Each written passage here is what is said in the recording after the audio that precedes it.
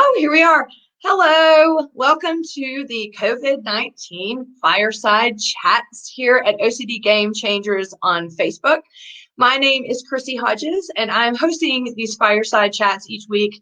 I am the founder and the executive director of OCD Gamechangers, which is a nonprofit that creates community. It helps with resources and awareness about OCD internationally. And I also am a certified peer support specialist here in the state of Colorado. I work worldwide doing peer consultations, and I'm also the author of Pure OCD, The Invisible Side of Obsessive Compulsive Disorder. Thank you for being here today, and I want to introduce our guests. I'm so excited to have Natasha Daniels on to join us. Thank you for being here. Yeah, thanks for having me. I appreciate it. Yeah, could you introduce people or yourself to everyone? Let them know what you do. I know you lead a big part of the community. I would love for you to talk a little bit about what that is. Sure. So I'm a child anxiety and OCD specialist, and I have a practice, but I do spend most of my time like working online and giving parents resources for, who are parenting kids with anxiety and OCD. And I have 3 kids with anxiety and OCD, 1 who says she doesn't have OCD. So maybe 2 with OCD, 3 with anxiety. I say I don't have OCD. I'm an OCD advocate. So there you go. So we got that going on at home. But I have a podcast and a website, AT Parenting Survival. And so I just try to help parents get through it. And now it's a really, really rough time, I think, for all of us. Yeah, absolutely. Well, as you've seen in our fireside chats, I just want to clarify, everyone, I'm not saying I don't have OCD. Look, I just got all like, I need to do a compulsion.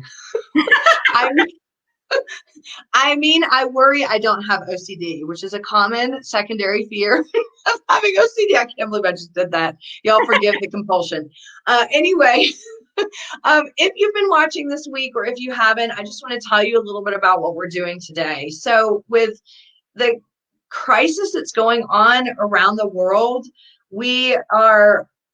a lot of people are just feeling distressed, and they're just feeling unstable and what to do and how to feel, where to go, what's going to happen. And I had this idea last week because of the OCD Gamechangers event in Denver, which was closely right around the time everybody started canceling everything. So luckily we got to have it. But we did these fireside groups or campfire chats while we were there. They were wildly successful. It gave people an opportunity to feel like their stories and their experience mattered. It was way more about how they were feeling and what they were experiencing. And it was less about, instructions or this is how you should be feeling and this is what things really are like, because all of our experiences matter. And so I thought I would just do this week, because I know we're all going to be home, where most people are. And if you're not, you're still feeling very unstable and scared. I thought that I would do these videos every day and bring on leaders in our community in an effort to help you understand that we are experiencing it as well. And collectively as a community, we can move forward, figure out a plan if we have to, and just in general, feel better about where we're at, no matter what emotional state that is. So wanted to start out today to see how we're doing. Natasha, how are you feeling? What's your emotional response to this, whether that's your emotional response today or overall? It could be changing daily. Well, it changes, I think, hourly for me. Yeah, so it's been a little bumpy, I think, just because I have my own anxiety disorder, and this is like really triggering because, it's about safety and it's about stability. So, and then when you have kids, you really have to be that anchor. And so you have other things you have to deal with too, because they're looking at you for stability and they're looking at you to create their routine. So mornings, I think, are probably rough because I wake up and I am like a moth to the fire with the news. Mm-hmm. And then even like yesterday, I was like, no more, you promise. And I was like, I had weaned myself off. Promised yourself. I know. I'm like, you're a horrible client. I was like, in the morning and in the evening, you can check in, just to see like what's going on, because you don't want to be like ignorant of everything. But even this morning, I got in there and just quick look, and then down that rabbit hole, and then it puts me into panic depending on what I read. Today was particularly bad. I read something I should not have read, and maybe you shouldn't say it live. I won't say why. I'm sure it's my own trigger. It's different for each person, like what it Yeah. is. But I read something that was like very much my theme. It was 100% my theme. I did not need that in my file. But then I have to like spend like an hour trying to like ground myself. So, I've been trying to wake up early, and so I can wake up before my kids and do all that. And then I meditate, which I'm not a good meditator because my brain doesn't normally stop. So trying to meditate and ground myself and like feel good before I open that door and deal with my little people. Mm-hmm. I love that. That is such a good tip, I think, for people is, even a small change to someone's schedule, especially as a parent. I'm not a parent. I have a stepson, but he's not with us all the time. But the tip of just, okay, what is the small adjustment you need to make to be able to ground yourself maybe at the beginning of the day, in the middle, or at the end of the day? Because, I'll check in with myself and how I'm feeling in a minute, but I wanted to go with this. I imagine that I can't imagine this, and my heart goes out to everybody, how hard it must be to all of a sudden be thrown into the role of, I have to now be a parent. Some people are having to still work at the same time at home. And now I also have to be a teacher and be responsible for kids that I was not prepared for to be out of school. I Yeah. cannot imagine the stress people are feeling. Yeah. I think everyone's handling it differently. But it's definitely like just a lot on your plate at one time. Mm-hmm. So even just those little moments of being able to get to yourself and be able to just spend time and ground is a great opportunity. Yeah. Yeah. Because you don't want to start off your day feeling that shaky feeling of like, oh my gosh, the sky is falling. So I think just taking that time. Sometimes I can't wake up though. I'm like too tired and exhausted, and it doesn't work out. So I think everything is like just what you can do. Like, every day's a new day. Can I wake up today? Maybe. Okay, I'll try. Or I'll sleep all day. Yeah. Yeah. Well, I can't do that because I have kids that are like, Mom, is school starting? Oh no. Well, I put a, Natasha tip, get up early and ground yourself beforehand. So that will go out tomorrow on our Game Changers page is Natasha's tips of the day. And I'll read it and I'll be like, oh my gosh, that's such a good tip. I should do that. Starting tomorrow. She's a genius. Brilliant. Yeah. So I do want to get back to the hype, because you were just talking about that, kind of going down the rabbit hole, and that's something we talked about talking about. But I'll check in a little bit. It's so funny. I at some point I'm going to watch back all these videos and be like, yeah, I remember that day I was pissed, and this day I was sad, and this day I was this. And so today I feel I was really feeling okay the last couple of days. I feel really energized by being able to do videos and talk and kind of in that mindset of, okay, we can get through this. Things are going to be okay. And today's not one of those days. It was, you don't know this about me.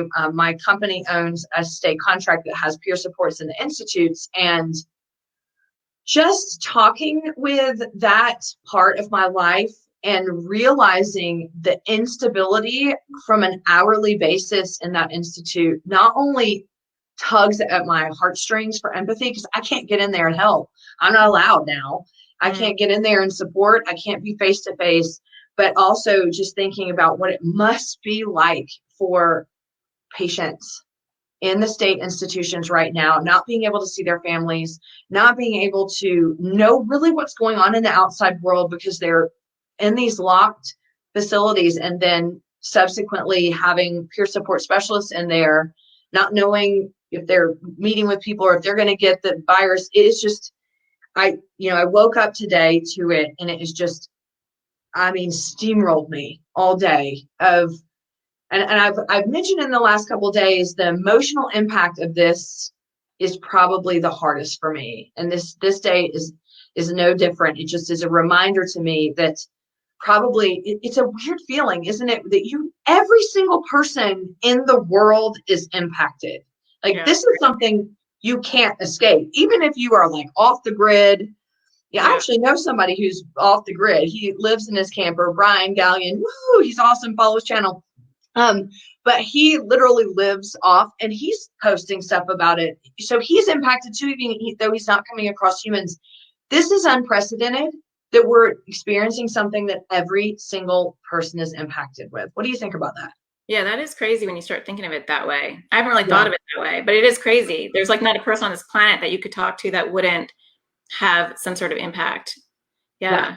And when I talked to Stephen Phillipson on Monday, he was talking about 9/11, and it was kind of like the country came to this weird halt, and we all felt, and everybody remembers, kind of, any of these historic moments, but most of those are national moments. Yeah. Other than like the World War and stuff, but in our, I would say, generation and below, these are times where it's like, wow, I mean, every single person on every continent is feeling the impact of this. And that is, I don't even know how to feel. Do you know how to feel? A little overwhelmed. I didn't mean to bring that up.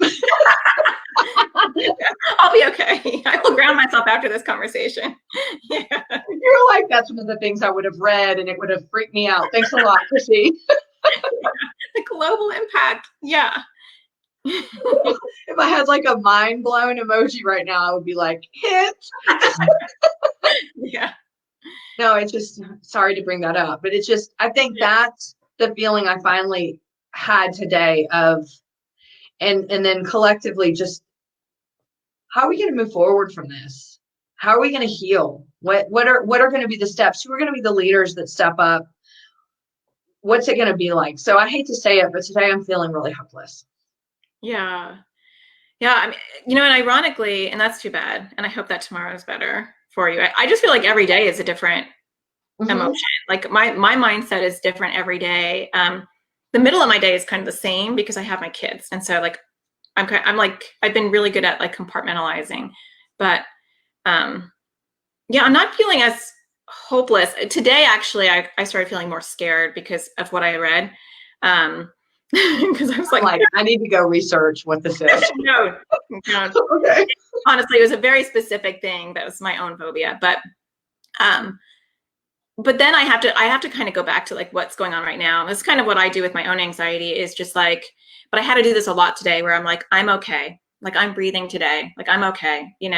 My kids are okay. Like we're all okay. Like what's happening right now. And I've had to do that in my life a couple of times. I grew up in a lot of dysfunction and a lot of just turmoil. And so, I think I did that as a kid and didn't even realize it. Just like what's going on today. And today I'm okay. Today my family's okay. Today we went on a walk. We're allowed to go out today. I was talking to my aunt and uncle in Brooklyn and, people aren't really walking around. I don't live in an urban environment. So I was just like, today I can go out and there's sun and the neighborhood's doing this bear thing, which I really appreciate. So they're all putting bears in their windows and like bear, like BEAR. Yeah. Bear. Not like okay. That'd be scary and bizarre. Why are they doing that? They're putting teddy bears in the windows. And so like kids who walk in the neighborhood, we play like I Spy. And so like with my 8-year-old, we're walking around and she's like, I see one. And you just want to ring the doorbells of other people and you're like, get your bear out. Where's your spirit? You get the bear memo. Yeah, I got that email twice. So come on. But that you appreciate that. And like people are writing in chalk in our neighborhood, like stay nice or stay, we miss you. We can do this together. I don't know. I find that really like touching when I see that. So when I get really, really overwhelmed, I just bring it back to that. I mean, so what you're describing is the basics of mindfulness. Yeah. Which, I really struggled with mindfulness, but apparently it's working for me. I struggle with it too. And I think it's interesting. God, this is why I love these chats, is because this is what now everyone in the world is forced to do. We're getting every other kind of freedom taken away to the point of, I want to make sure that I say like we're getting freedoms taken away in a non-privileged way. I did not mean for that to come across like I'm getting my freedoms taken away. I just mean in general what we're normally experiencing are now in jeopardy of being taken away at the protection of other people. But it forces you to look smaller, and that's terrifying. I think that's terrifying for people.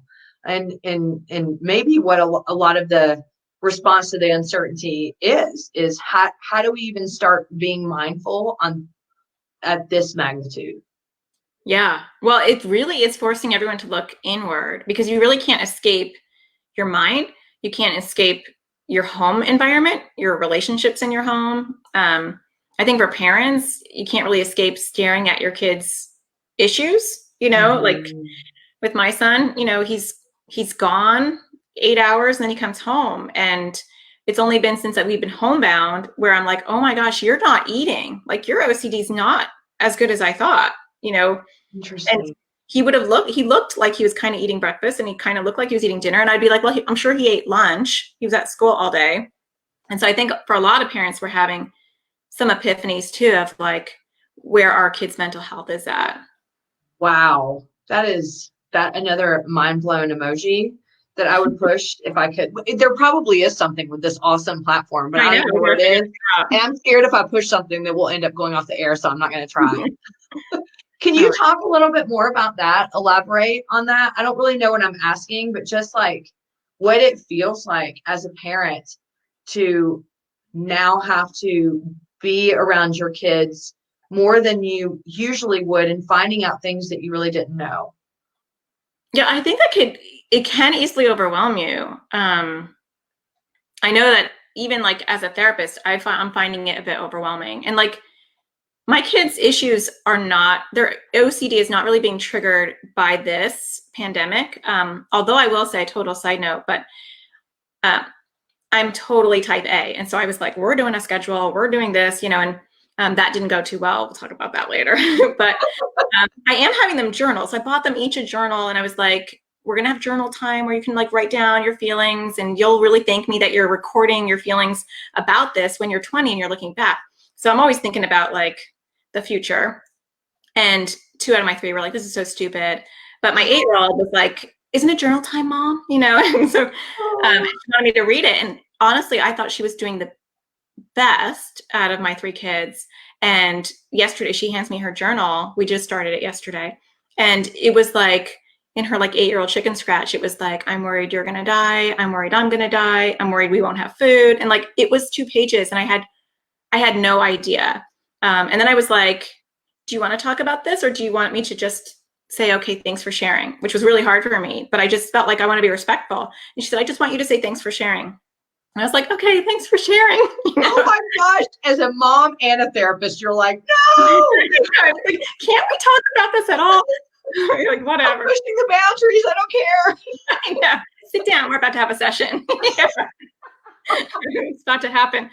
No, but I want to respect it, and we'll come back to it. At least I know now what's upsetting her. But there are other OCD issues. Like I'm seeing things that I think were already there, but I just was not.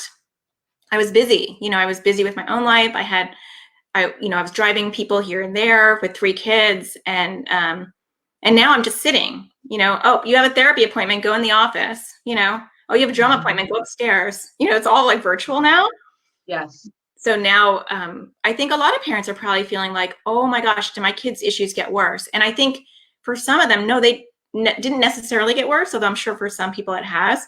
But I think also we have nothing to stare at but our kids and their issues.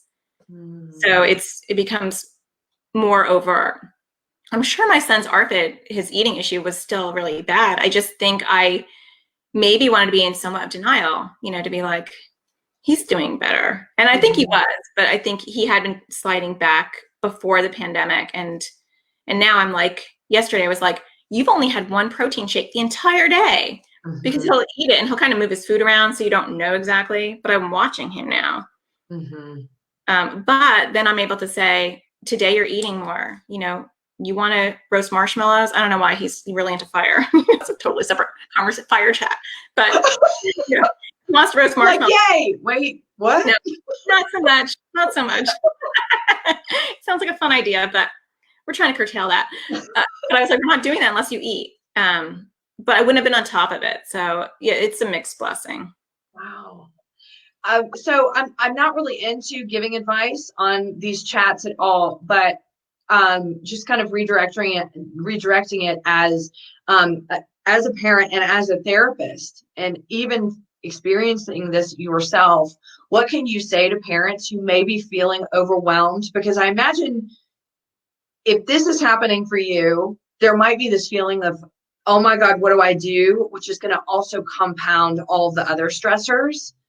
What could you say to parents right now who are feeling that added pressure of, I'm finding things are wrong, what do I do, on top of all the other worries? One thing that I kind of like about having 3 kids with anxiety and OCD is that, like, I feel it firsthand. And so, like, a lot of times that's how I know how to guide people is I'm like, well, how am I handling this? What am I experiencing? Because I'm human too.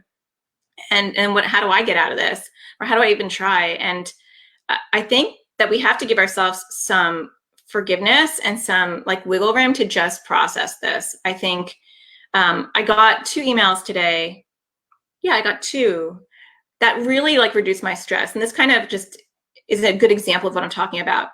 I got an email from my daughter's 2nd grade teacher, and she said, don't worry about school, parents. Hug your kids. If you want to do anything academic, curl up with them and read with them.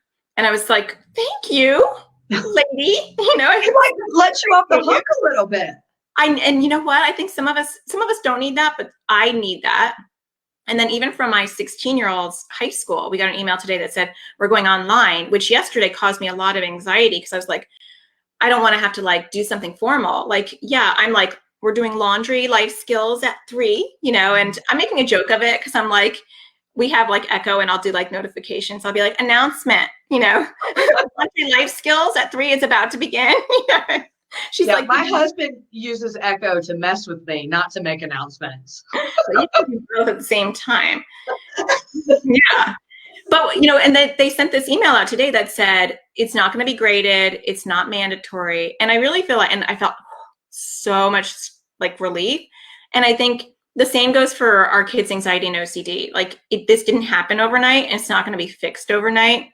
Mm-hmm. And down the road, when the dust settles, you can roll up your sleeves and you can develop skills at home. I'm a big fan of that, but it doesn't have to be dealt with today. Like take care of yourself. And if that's just, grounding yourself and doing something that feels really good to you in that moment, I just think that parents have to, it's kind of cheesy, but put that oxygen mask on themselves.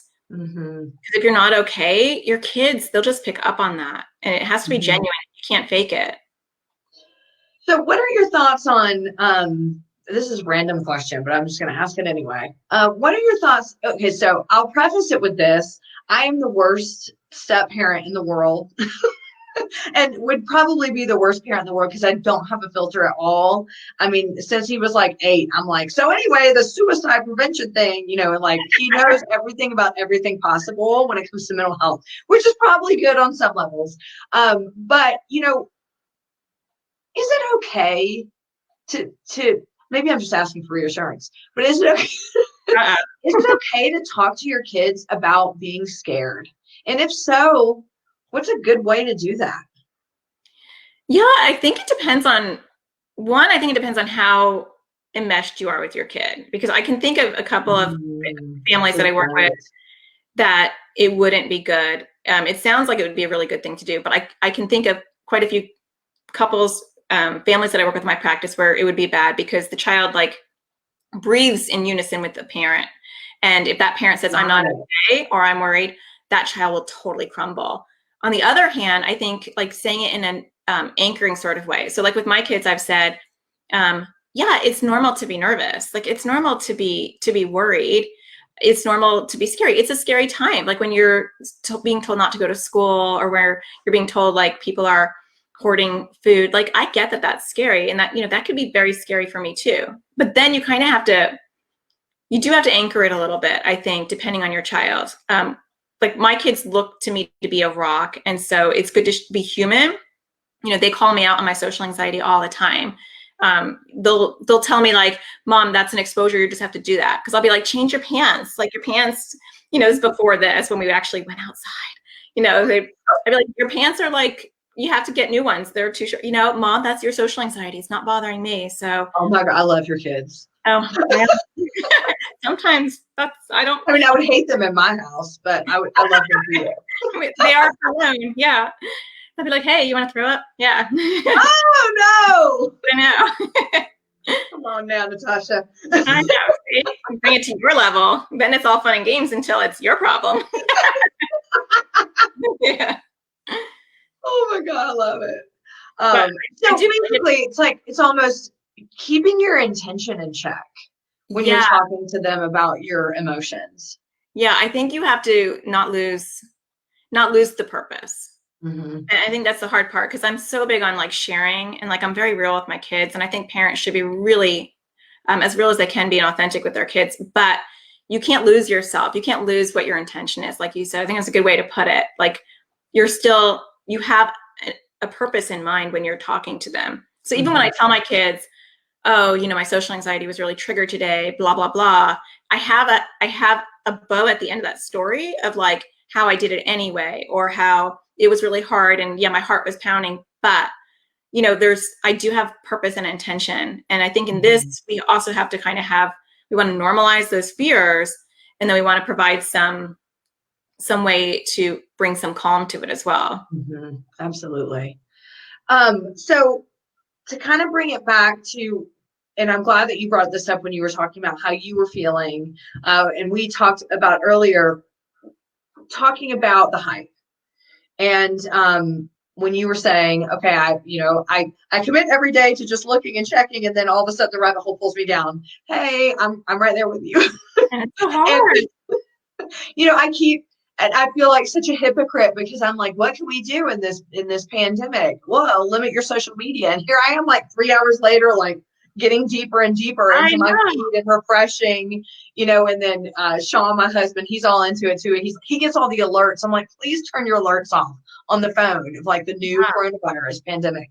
But, I want to talk about, instead of saying to people, don't buy into the hype, try to resist the news, I want to talk about what it is about it that pulls us in. Because I think opening up conversations about why we have the need to know, when the need to know actually damages things and pulls us away from mindfulness. I think talking about that more is going to help people understand why it hurts, instead of just do this or else. Because I don't operate that way, and I can't operate that way. So I'll have you start, I guess. What is it that pulls you in, and what is it that keeps you going? I guess that's how we'll start, and we'll just see where it goes. Yeah.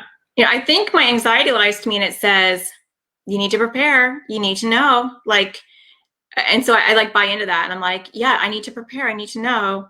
And I think anxious people are planners. And so, we were just talking about this before we went live. Like, I'm one of those people, like, if you're going to jump out at me, I'll just be like, just scare me now, just get it over with. Like, I can't, the anticipatory anxiety is like really hard for me. So to me, it's just like, tell me everything I want to know. Like, is it near me? Is it coming into my town? What will the symptoms be? What will my experience be? And so I feel like, and it's a lie, that I need that information. I think a lot of people are drawn to it because they need that information. They think if they can get all the information, they'll be prepared. And the more prepared they'll be, the better they'll be able to handle it. But it's a total lie, because as evidenced by today and my like latest binge, I can't undo that. Like, I can't undo that story I read. And it was just a personal story of someone going through coronavirus, but they mentioned things that bothered me.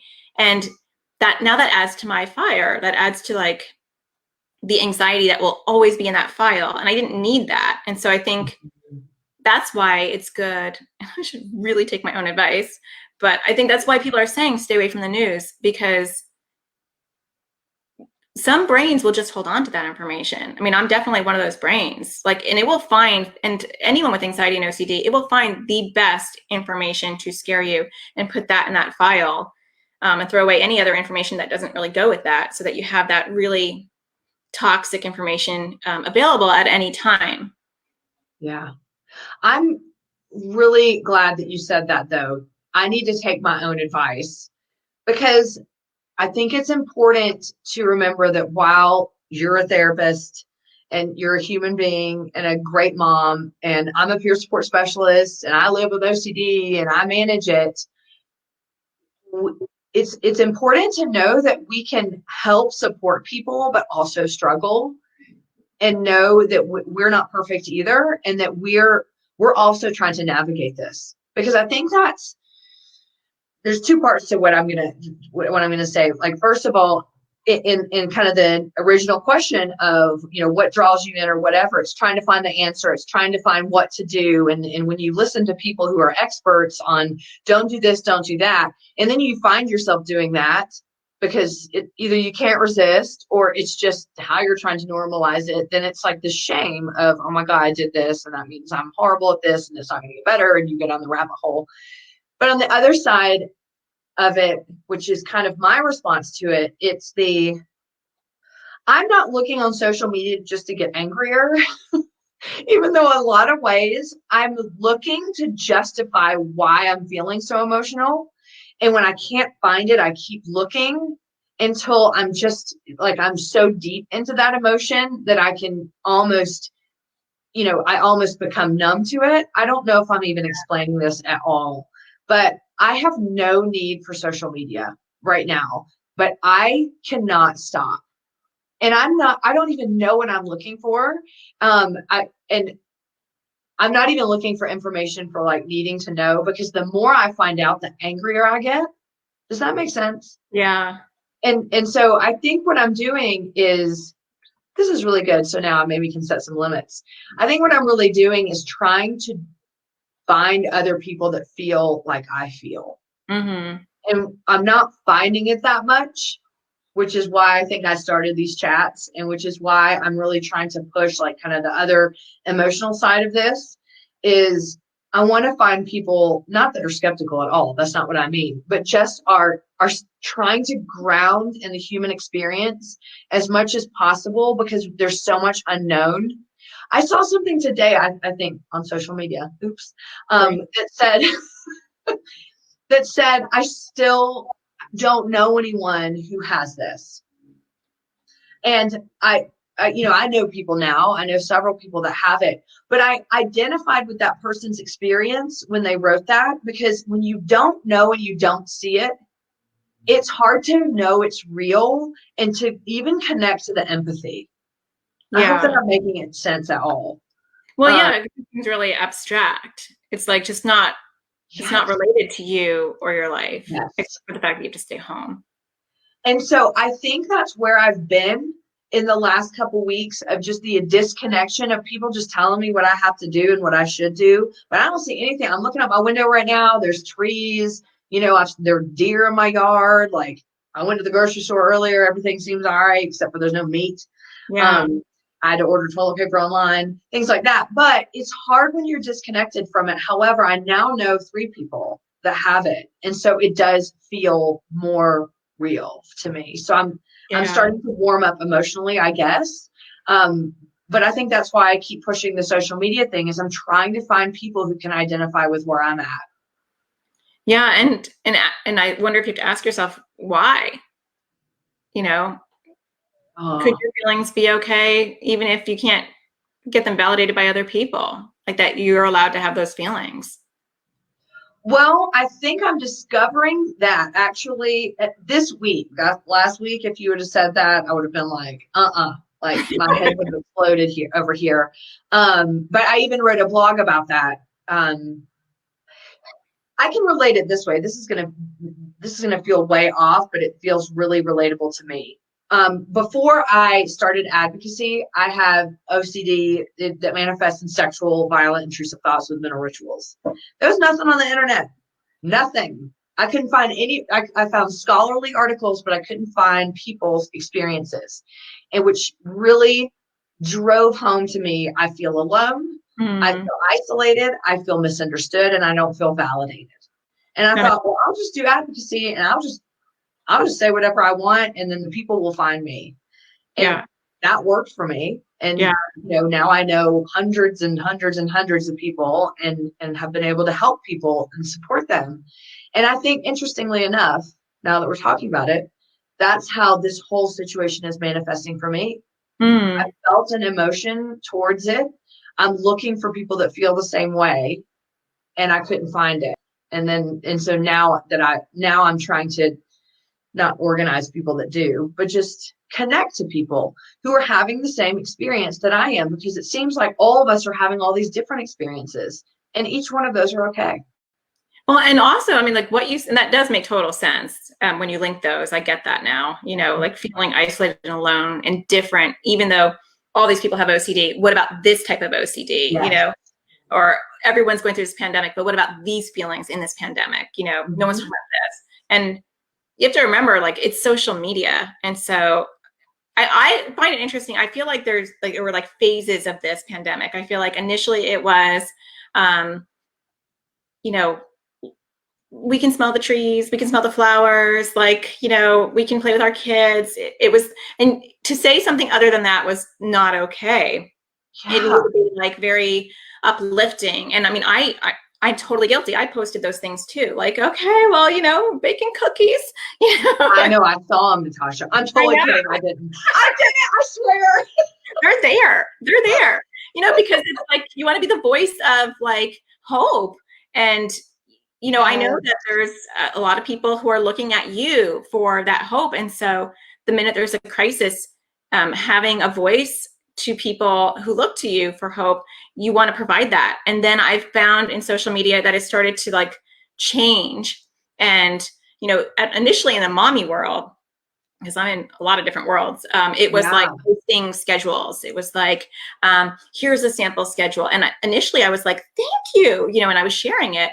And then angry moms were kind of, writing over the schedule and saying, here's my schedule, not going to do it. There were all these like memes coming out that were like, my homeschooling is like no schooling, and funny memes. But I felt like there was a little bit of, and you may not have been seeing this because this is more in the parenting world, where there was a little bit more rebellion of, it's okay for you to have your own feelings. It's okay for you to fall apart. It's okay for you to take care of yourself. So then there was this movement, I feel like in the last 2 weeks, of, acceptance and posting more things. And then I felt a little bit more comfortable to post things like that as well. Like, messages that were a little bit more real, and posting a little bit more genuine emotion, because I feel like that actually helps people. Like, you are searching for that normalcy of like that normal reaction. And I feel like also doing this and, sharing some of the things that I was posting became much more raw and real, because people, just like our kids, they can see, we can, say everything's going to be great. We're having a slumber party for the next, couple of months. And, we're going to bake cookies every day. They're going to see through that. Like, we have to be more real. And then they're going to take your suggestions in a more genuine way. If you say, this is scary for all of us, but we're going to make the best of it, and this is what's happening. I think the same thing goes for social media, like, to be more real. And so I have seen it swing. Who knows where it's going to go from here, but I did see this weird progression. Yeah. I really appreciate how you described that it's the different phases. That actually kind of compartmentalized it in my head a little bit to make it feel better, of kind of the denial phase that everybody was in. And then all of a sudden it was the panic phase. Then it's the, we have to be hopeful phase. And then it's like the anger phase. Yeah. Or like the real emotion phase. And because there's no precedent to how we would handle something of this magnitude, it's almost as if, we have to, I guess this time will kind of be studied afterwards from like the human behavior perspective. Yeah. And so kind of the takeaway is, be okay with how you feel every day, because there's no way you can control that. Yeah. And if you stuff it, it will ooze out in other ways. It'll ooze out in anger, or it'll ooze out in, like not taking care of yourself, or, compromised mental health. So, and I think even more so parentally, I feel like we feel like guilty to feel crumbly, like we're not allowed to crumble at all. Like, we have to just be like this Mary Poppins, and that's not fair. No, I don't think that's fair. There's too much pressure there. Yeah. And I feel like, just like you said before, kids are going to see through that anyway. if you're trying to portray one way and then they can sense the other. Yeah. So with that, I want to segue. I would love to hear your perspective on, kind of what you've seen in the response, maybe in your own life with your kids, or just in general, because I imagine you get a lot of emails and a lot of comments on your videos and things like that. But how are kind of the range of kids to teens processing what's going on right now? I feel like it's still early days. I have been surprised in my practice and online from what I'm seeing that not as many kids as I thought with anxiety and OCD are struggling. I'm sure there are those that are really struggling, but I would have thought there would be a lot more. They stay in their lane. Their theme is their theme. If there's, even on my YouTube channel, I'm like shocked because like I'll get emails that will like show me like the kid comments, and I guess they're going away with kid comments, but my old videos, they still have kid comments and they're heartbreaking. They're like kind of upsetting to always see, but a lot of them, like still this morning, I'm seeing like, I'm afraid of a monster under my bed. I'm scared that my mom's going to be dying. And I'm like, really, you guys? Like, these are your fears? Thankfully, it's kind of nice in a horrible, sad sort of way, but it's like normalizing. Like they're still afraid of the things that they're always afraid of. But like I said, I think some of it's underneath. Like my 8-year-old, we were journaling, and I didn't know she had all those fears. She seemed like she had a great attitude. She's decided she was going to paint her face every day. So every day she's a new character, and she kept up. Today's like the first day that she didn't do it. So she was like Mustache Man, and then she was Pirate Woman, and she was a Rainbow yesterday. So some of us, I think, wouldn't even know that our kids are struggling kind of fast. And I think the teenagers are a little bit cavalier. So my 16-year-old and the ones that I've seen are, they have like sarcastic, ironic humor. And so the way that teenagers tend to handle, upsetting situations is normally to like mock it or to be sarcastic. Like with school shootings, I've seen them do that too at her school, like where they're just dark humor. And so I feel like that's kind of her, that's that developmental stage is, we're all okay and very dark, but doing okay. I mean, obviously as a whole, I'm sure that there's kids who are not doing okay, but. Is there any, well, I guess a great question. What is a good way for parents to ask if their kids are doing okay? I mean, because I know that sounds like a straightforward, simple, stupid question, but I'm going to tell you, every day people could ask me if I'm okay. Well, not me, because if you ask me if I'm okay, you're going to suffer the repercussions, because I will tell you. But like, most of the time when people are like, "Oh, are you okay?" It's just kind of that way of answering back, "Oh yeah, I'm fine, everything's good," or whatever. Or they're wanting to hide emotions, or so. Do you have any, sort of tips on how to approach to really start a genuine conversation about how people are feeling about this, or if they should just leave it and let them process it on their own? I think you should make an effort to touch base with your kids, and you probably want to do it in a very non-direct sort of way, depending on your child. Some kids love to process, and that's fine, but if they like to journal, not every kid likes to journal, but like with my 8-year-old, that was really eye-opening. But if you have a kid who likes to do art, you can give them, like with my 16-year-old, I just said, I want to give you art prompts every day, and so she's like, fine, that sounds interesting. And so I gave her art prompt yesterday on purpose. And I said, why don't you just draw something about how this experience is making you feel, or like what it is like for a teenager. And so she seems okay, and she's, like the dark humor, but she drew a very disturbing picture. She drew a picture of a teenager like behind bars, and like the coronavirus bubbles coming all around her. And so that was very telling.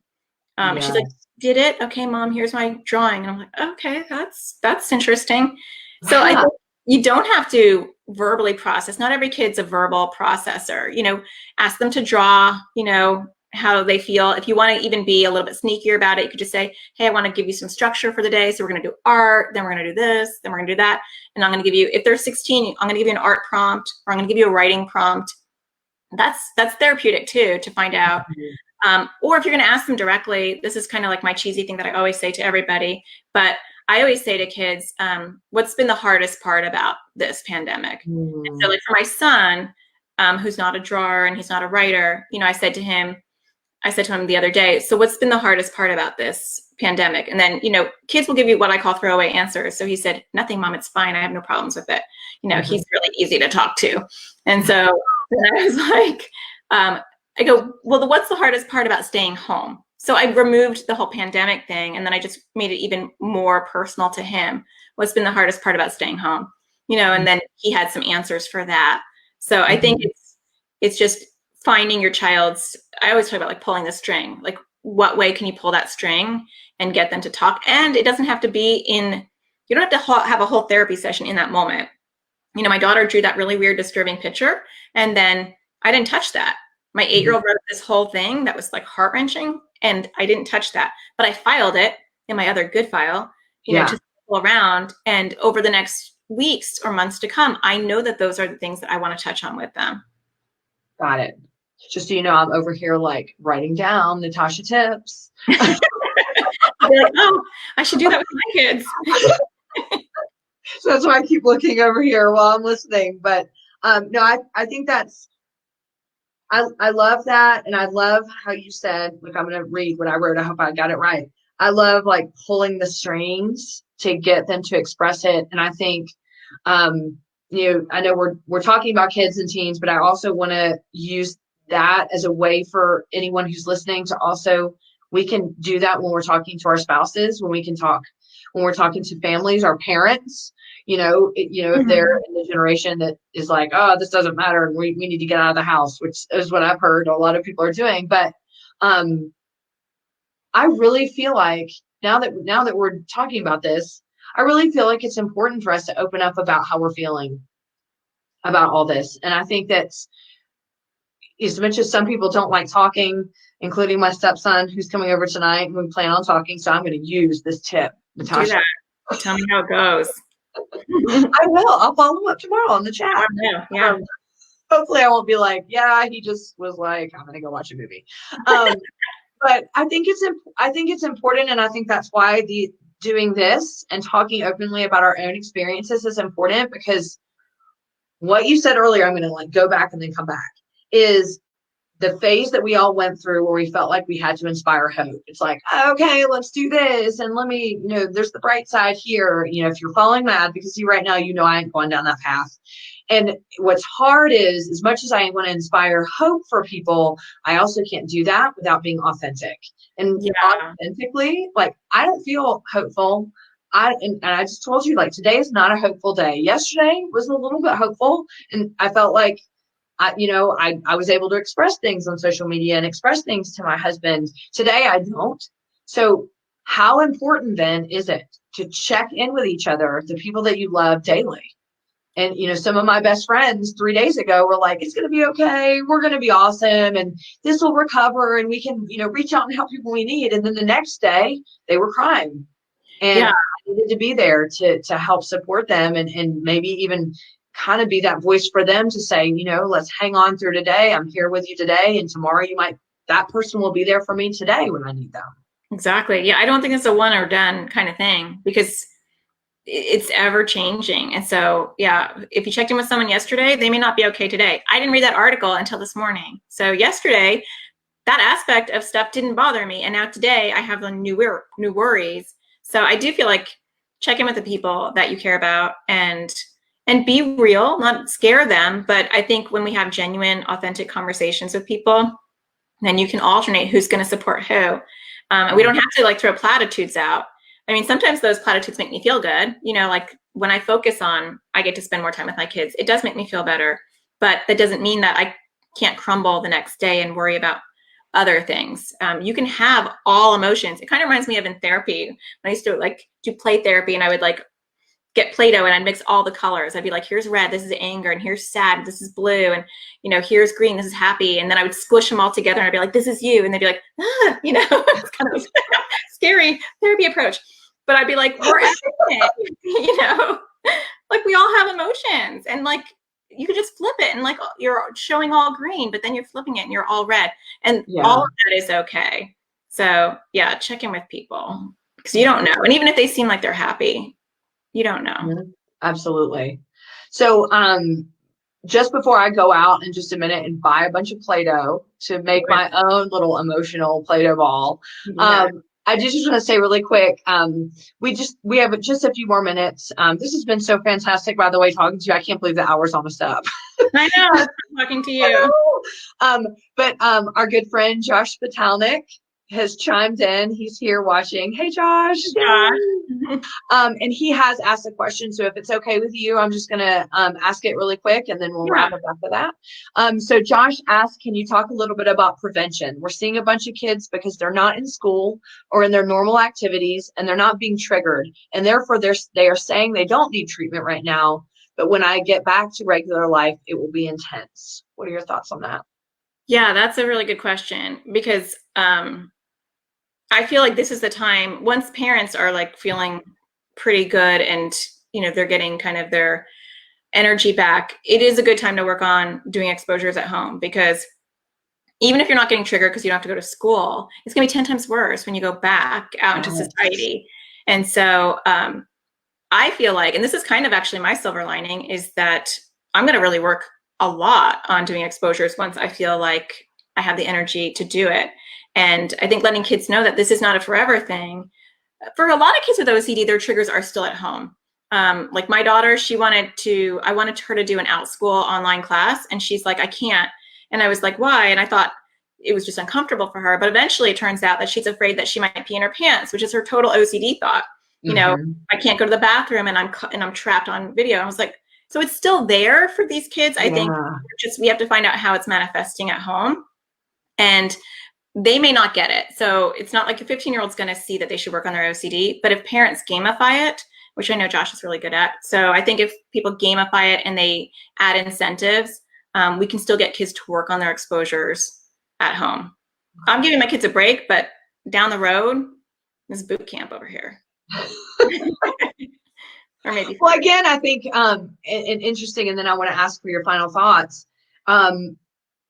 I liked how you said right now I just don't have the energy right now, because I think I want to express to people out there, whether you're a parent, whether you're in a family, whether you're home alone, wherever you are, whatever you're doing, it's okay to take a pause right now and just to come to grips with what is really going on. This is, again, I keep using this word, but it's unprecedented.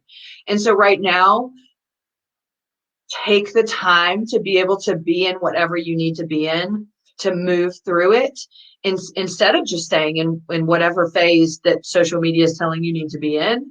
This is a collective experience, but it's also a personal one for all of us. So wherever you're at, I hope that what we're doing can validate that and normalize that it's okay to be there, and that, tomorrow could be another day, whether that's good, feeling good or feeling bad, all are justifiable. So with that, I want to give you, a minute to just give some final thoughts on your experience and where we're going, and whatever you want to put out there to viewers. Well, I think that was just a great way to end. I totally agree with you. I think it's, everything will still be there tomorrow, the next week, the week after. I feel like get that oxygen mask on, take care of yourself, develop your new routine, your new normal.